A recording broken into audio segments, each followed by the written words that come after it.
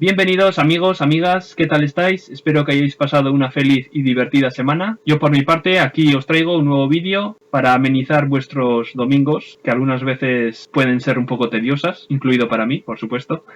Y bueno, y cuando no tengo tiempo para grabar, pues lo grabo sobre el miércoles o así, y os traigo sobre los jueves, creo. Sí, el anterior creo que fue el jueves, sí. Pues eso, que hoy os traigo un nuevo vídeo, ¿no? Como otra semana más. Y hoy por fin daremos punto y final a una serie que comenzamos hace 2 meses, que eran las motocicletas de la Segunda Guerra Mundial. Y hoy veremos la tercera y última parte, y en ella analizaremos pues las motocicletas que nos queden por analizar. Espero que estén todas. Bien, antes de nada, como siempre, daros las gracias por estar una semana más ahí, apoyando al canal con vuestras visitas, suscripciones, likes también, vuestros comentarios que son muy importantes, vuestras dudas, vuestras sugerencias que también son parte fundamental del canal. Y bueno, pues a fin de cuentas pues sois vosotros los que surtís al canal de nuevos vídeos y por ello os doy las gracias. También quería daros las gracias de corazón porque ya hemos alcanzado la cifra de los 4 dígitos. Hemos llegado a los 1000 suscriptores, cosa que me alegra muchísimo porque jamás pensaría que llegaría tan lejos en YouTube con la competencia reñida que hay en estos temas. Y bueno, y habrá que empezar a pensar en hacer un especial de 1000 suscriptores, ¿no?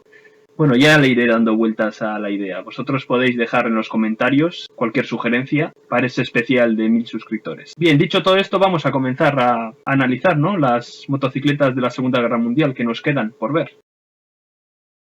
Bien, y esta vez empezaremos con las motocicletas soviéticas, ya que muchos me lo habéis pedido en comentarios, que no me olvide de las motocicletas soviéticas, por lo menos unos 2 o 3, que me dijeron dónde están las motocicletas soviéticas. Y bueno, pues en esta tercera parte están las 3 que he encontrado y que veremos ahora mismo. Bien, empezaremos con el PMZ A750, que era una motocicleta de la Unión Soviética y estuvo en servicio de 1933 hasta 1945. En cuanto a la producción, estaría en torno a unos 4.636 unidades, más o menos, y esta motocicleta fue producida de 1935 hasta 1939. Como tripulación podía albergar 3 personas, un conductor y 2 pasajeros, uno de ellos en el sidecar, y esta PMZ tenía un peso aproximado de unos 206 kilogramos y tenía un motor de 2 cilindros en V, de 15 caballos de potencia, y esta motocicleta podía alcanzar unos 90 a 95 km/h. Estas motocicletas se empezaron a utilizar en el ejército soviético mayormente por el comisariado del pueblo para asuntos internos y para los miembros de la administración pública.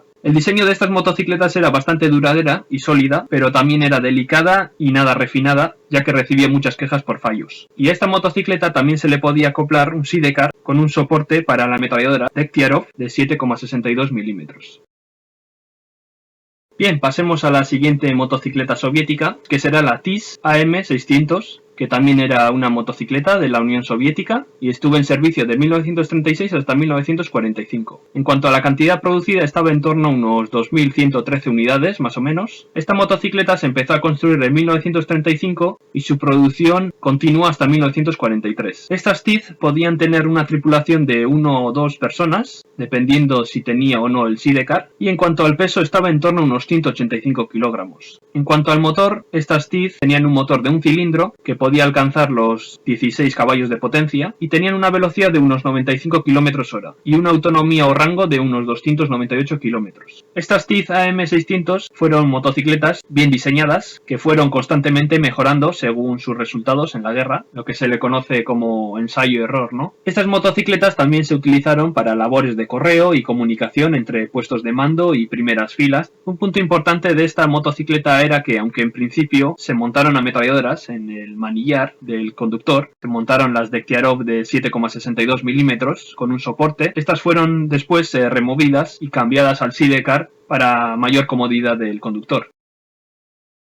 Bien, y por último, de las motocicletas soviéticas tenemos el Nepter, no sé cómo se dice, M72, que también fue una motocicleta de la Unión Soviética y estuvo en servicio de 1942 y que estuvo en servicio hasta los años 70 u 80. En cuanto a la producción, estas motocicletas estaban en torno a unos 400.000 a 450.000 unidades, más o menos, y se empezaron a fabricar de 1941 y se terminaron de fabricar en 1956. En cuanto al peso, era de unos 225 kilogramos sin sidecar y unos 350 kilogramos con sidecar. Estas motocicletas tenían un motor de 2 cilindros que podían alcanzar unos 22 caballos de potencia, y en cuanto a la velocidad estaba en torno a unos 90 km/h para los modelos con sidecar y los 110 km/h para los modelos sin sidecar, y en cuanto al rango estaba en torno a unos 360 km.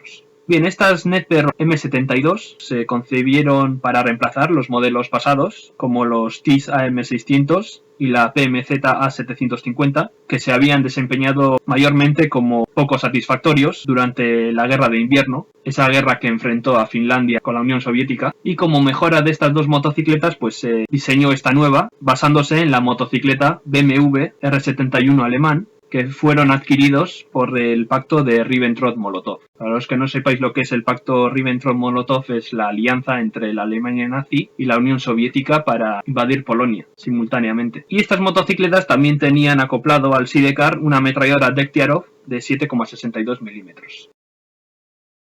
Bien, de las motocicletas soviéticas vamos a pasar ahora a una motocicleta alemana, concretamente la NSU 601 OSL, que era una motocicleta alemana con o sin sidecar. Y esta motocicleta estuvo en servicio de 1939 hasta 1945. La producción estaba en torno a unos 4.962 unidades, y estas NSU empezaron a construirse en 1937 y estuvieron en construcción hasta 1939. En cuanto a la tripulación, si la motocicleta era sin sidecar podía llevar una persona o dos, y si tenía sidecar podía llevar 3 personas, y la tercera iba en el asiento del sidecar. En cuanto al peso, estas NSU tenían un peso de unos 185 kilogramos, y en cuanto al motor, estas motocicletas tenían un motor de un cilindro que podía alcanzar los 24 caballos de potencia y una velocidad de unos 100 a 130 km/h y una autonomía de unos 240 km.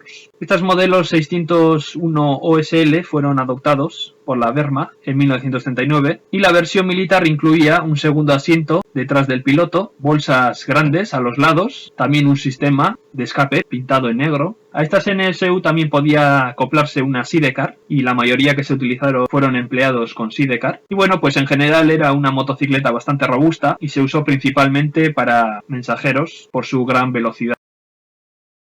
Bien, de la NSU 601 OSL vamos a pasar ahora al bolígrafo Aermoto, que fue una motocicleta aerotransportada italiana que estuvo en servicio de 1942 hasta 1945. La producción de estas minimotos estaba en torno a unos 2.000 unidades más o menos, y estas minimotos se empezaron a construir en 1943 y estuvieron en construcción hasta 1944. En cuanto a la tripulación, era de una persona, un piloto, y el peso de estas bolígrafo era de unos 51,4 kilogramos, que eran bastante ligeras, y el motor que tenían era un motor de un cilindro que tenía 1,97 caballos de potencia, y en cuanto a la velocidad que podían alcanzar estas bolígrafo Aermoto era de unos 50 km/h. Bien, estas bolígrafo Aermoto eran unas motocicletas aerotransportadas italianas de un tamaño pequeño, de fácil manejo, utilizados por los paracaidistas italianos para moverse con mayor rapidez detrás de las líneas enemigas. También cabe destacar que, aunque fue un invento italiano, Alemania se hizo con estas motocicletas como si fueran suyas propias y los utilizó para dotar a sus fuerzas aerotransportadas. Y bueno, pues de esos 2.000, Italia se quedó con unos 600 unidades para sus fuerzas aerotransportadas, y las restantes quedaron en manos alemanas. Como dato curioso, he encontrado que las famosas Vespa surgieron de estas motocicletas y también de otras motocicletas pequeñas como las Cushman americanas y las Welby británicas después de la Segunda Guerra Mundial.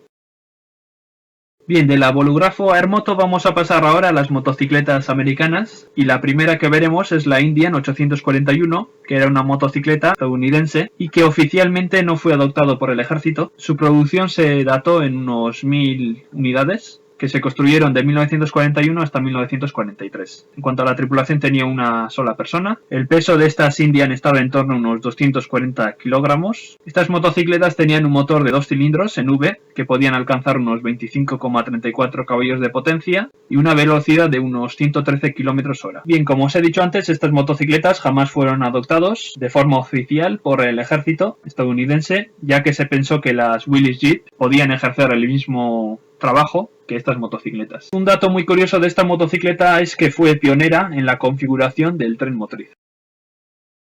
Bien, de las Indian 841 vamos a pasar ahora a los Harley Davidson XA, que también era una motocicleta estadounidense, y esta también no tuvo servicio oficial por las mismas razones que la Indian 841. La producción de estas Harley Davidson XA estuvo en torno a unos 1011 unidades, más o menos, que se construyeron de 1942 hasta el 1943. Como tripulación también tenía una sola persona, y en cuanto al peso, estas Harley Davidson XA tenían un peso aproximado de unos 244 kilogramos. Estas motocicletas tenían un motor de 2 cilindros, flat twin, que podían alcanzar unos 23 caballos de potencia, y la velocidad de estas motocicletas estaba en torno a unos 105 km/h. Bien, como os he dicho antes, al igual que las Indian, las XA tampoco entraron en servicio oficial en el ejército estadounidense, ya que se pensó que la Willys Jeep, el Jeep americano, podía ejercer las mismas labores de estas dos motocicletas, o sea, labores de ambulancia, mensajería. Como dato curioso de estas Harley Davidson XA fue que para su elaboración se basó principalmente en la motocicleta alemana BMW R71. Así que esta motocicleta junto al Nepper soviética fueron diseñados a partir de la BMW R71.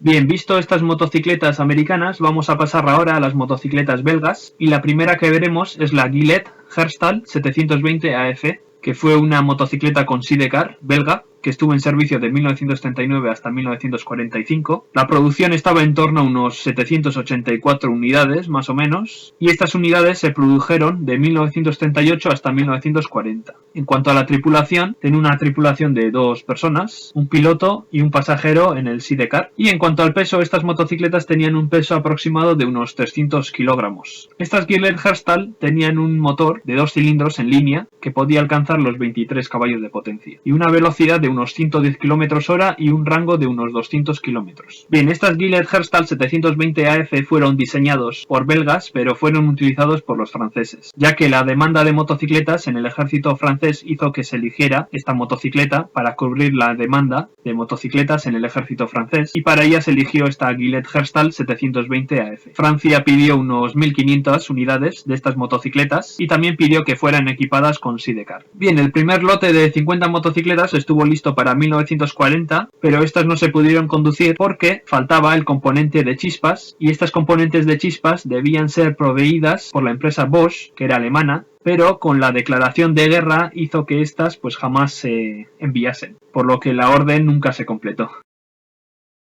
Bien, de la Gillette Herstal 720 AF vamos a pasar ahora a la Gillette Herstal 720 AB, que también era una motocicleta belga con sidecar, que estuvo en servicio de 1936 hasta 1945. No se sabe la producción exacta de estas Gillette Herstal 720 AB, pero podemos saber que la producción empezó en 1936 y que estuvo hasta 1940. Como tripulación también podía llevar 2 personas, un piloto y un pasajero en el sidecar, y el peso también era bastante parecido a la Gillette Herstal 720 AF, que tenía unos 300 kilogramos. En cuanto al motor, estas Gillette Herstal 720 AB tenían un motor de 2 cilindros en línea que podían alcanzar los 22 caballos de potencia y una velocidad como la 720, que era de 110 km/h, y un rango también bastante parecido a la 720 AF, que era de unos 200 km. Estas Gillette Herstal 720 AB fueron la producción estándar de motocicletas belgas, y la Gillette Herstal 720 AF fue una modificación de esta motocicleta. Y bueno, pues la diferencia entre las motocicletas eran bastante mínimas. Como dato así diferencial podemos destacar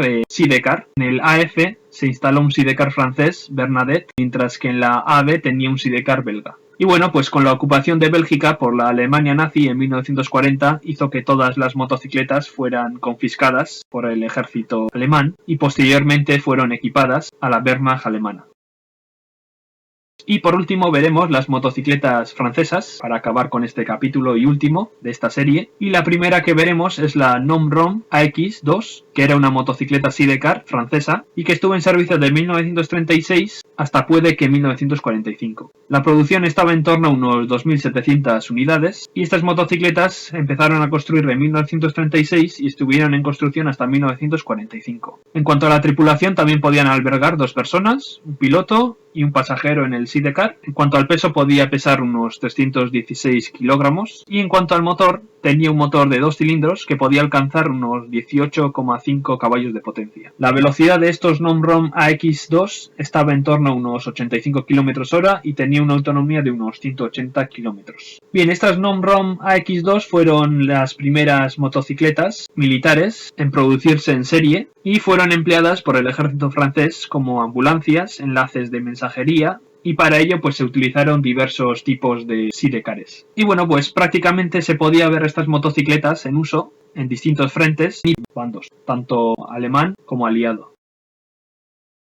Bien, y por último, para acabar, vamos a ver la NOMROM 750XA, que también era una motocicleta con sidecar francesa, pero esta estuvo en servicio de 1936 hasta 1942. La producción también es una incógnita, pero tenemos los datos de producción de esta motocicleta, el cual empezó a producirse en 1935 y estuvo en producción hasta 1940. En cuanto a la tripulación, también tenía 2 personas, un piloto y un pasajero en el sidecar. El peso era ligeramente mayor que la X2, esta tenía un peso de unos 320 kilogramos y en cuanto al motor, tenía un motor de 2 cilindros que podía alcanzar unos 27 caballos de potencia y en cuanto a la velocidad, pues tenía una velocidad menor que la X2. Esta tenía una velocidad de unos 78 km/h y un rango de unos 226 km.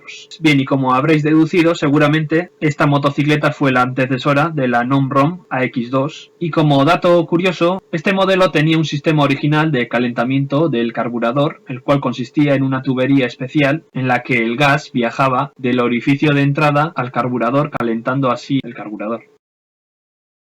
Y por último veremos las motocicletas japonesas, que antes se me ha olvidado comentarlo, se me extraviaron los papeles con las motocicletas japonesas y bueno, pues lo veremos ahora.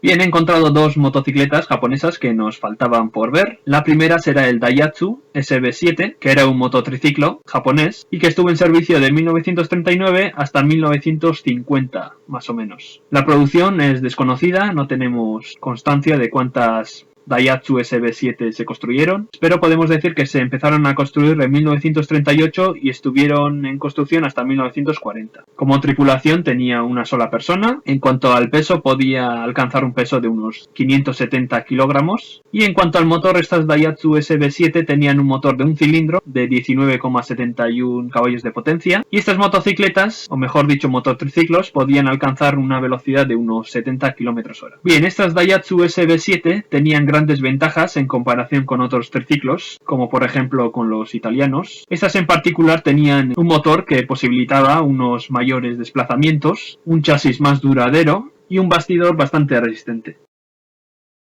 Bien, ahora sí, para terminar veremos la última motocicleta japonesa, que será el Hyugo HMC, que también era un mototriciclo japonés y que estuvo en servicio de 1936 hasta no se sabe cuándo. La producción también es una incógnita y los años de fabricación de estas mototriciclos estarían de los años 30 hasta los años 40 más o menos. Como tripulación también tenía una sola persona, un piloto, el peso también es desconocido. En cuanto al motor, tenía un motor de 2 cilindros de 28,59 caballos de potencia y estas Hyugo HMC podían alcanzar una velocidad de unos 80 km/h. Bien, los Hyugo junto con los Daihatsu, Mazda y New Era fueron los principales fabricantes de mototriciclos en Japón. Los japoneses junto con los italianos apostaron por estos triciclos como transportes de carga ya que eran más baratos que los camiones. Estos Hyugo fueron fabricados por la compañía HMC, que quería decir Hyugo Motor Company, los cuales pues fabricó estos triciclos, pero no se sabe mucho sobre esta compañía ni de la mayoría de las características de sus triciclos, ya que los documentos pues fueron destruidos en un ataque aéreo estadounidense.